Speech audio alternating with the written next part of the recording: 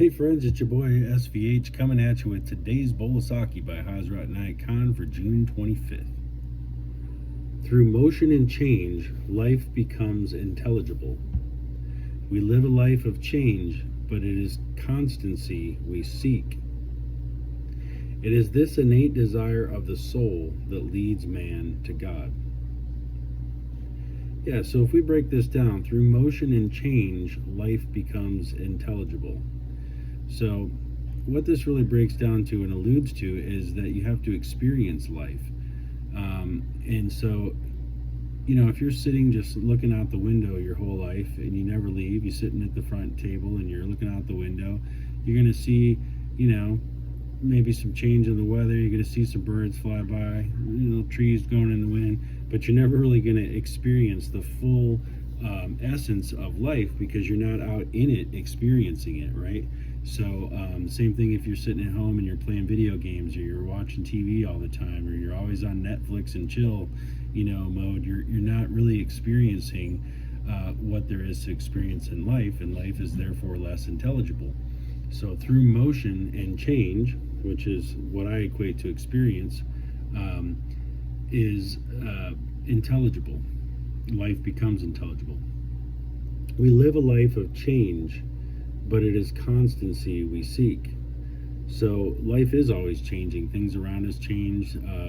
The weather changes, the time changes, the date changes, our experience changes. We change jobs, we change relationships, we change our underwear, hopefully, our pants, our shoes. We're constantly changing, right? And it's through that change that we experience more of that life. But it is a constancy that we seek.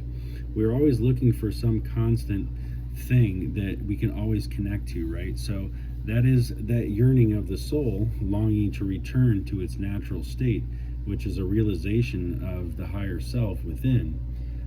So now we put this together. Through motion and change, life becomes intelligible. So through experiencing life, life becomes more intelligible, and you live a life that's in constant change, but you're always seeking for that constancy. So the final part of this kind of ties it all together. It is this innate desire of the soul that leads man to God. So our soul desires for more, right? We always want more out of life. So we want to experience more. We want more joy. We want more happiness. We maybe want more wealth or more, better means of providing for our family and doing the things that we want to do in life and enjoy. So this innate desire of the soul is really to really connect back to that realization of the true self. That really is what the deeper innate desire is. There's a lot of different little things that you can pick out of this, but I'm going to share one little bit of commentary from Murshid here. Man placed in the midst of this ever-changing world, yet appreciates and seeks for constancy seeks for constancy somewhere. He does not know that he must develop the nature of constancy in himself. It is the nature of the soul to value that which is dependable. But is there anything in this world on which one can depend, which is above change and destruction? All that is born, all that is made, must one day face destruction. All that has a beginning also has an end. But if there is anything one can depend upon, it is the hidden in the heart of man. It is the divine spark, the true philosopher's stone, the real gold which is the innermost being of man. What is this mortal world? What is this physical existence? What is this life of changes? If it were not for belief, what use is it all? Something which is changing, something which is not reliable, something which is liable to destruction. Therefore, it is not only for the sake of truth, but for life itself that one must find belief in oneself.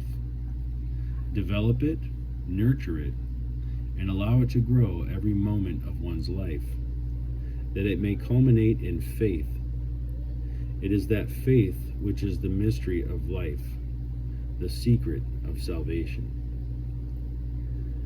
So, what I love about these bowls of sake is that sometimes it may be a small sentence, but usually it's a phrase, a sentence or two, or a strung together a few different ideas. And what I love to do is break them apart bit by bit, and then I love to read additional commentary. So the additional commentary is kind of different areas within the body of his teachings that these different concepts were pulled from, or the different sentence that might make up the bowl of sake. So, this one in particular, it is the innate desire of the soul that leads man to God, I believe, is another day's bowl of sake in itself, or something very similar to that. So there's a lot of different things within this that you can pull apart and break apart, and then with the additional commentary, you get a little more well-rounded picture of what the teaching was at that time. But I love to just read these and kind of pull them apart a little bit and kind of see what they say to me and see what comes through. But then I love to share a little bit of Murshid's commentary, because it really adds some color to where his mind was at when these things were taught and spoken about. Yeah, I mean, I think this is really great. It starts out with, again, life becoming intelligible, living a life of change, but understanding that there is that constancy we seek, and realizing that constancy is an innate desire of the soul to lead it back to God. And the way that all this is kind of tied in is realizing this physical world, the physical existence, questioning why is this life of change the way that it is, and then having these realizations where you understand truth, and then you understand life itself, and you develop your own inner knowing and understanding. You develop it, you nurture it, and you build it till it becomes faith. And faith really is the ultimate doorway, because when you really believe and you really feel something, you've really had a certain experience that you know God is real, and you know that it's true, and you know that whatever path that you're on in particular and moving on is right for you, then it just ignites that faith in you. And when you have faith, you can move mountains with faith. Faith can get you through so many things, and create and manifest, and you can do so many things with faith, but you got to have that true faith. It has to really come from the heart, and that comes from experience. It comes from experiencing God, experiencing things of the higher self, the higher consciousness that allow you to connect with those things that you have faith in, right? To know that they're there, and know that it's real, and know that it can change your life if you allow it to. So I could go on and on about this one today. This one's a really good one, but I'm going to leave it at that for today. So appreciate you chiming in and checking these out, and I'll be back again tomorrow with another bowl of sake. Take care.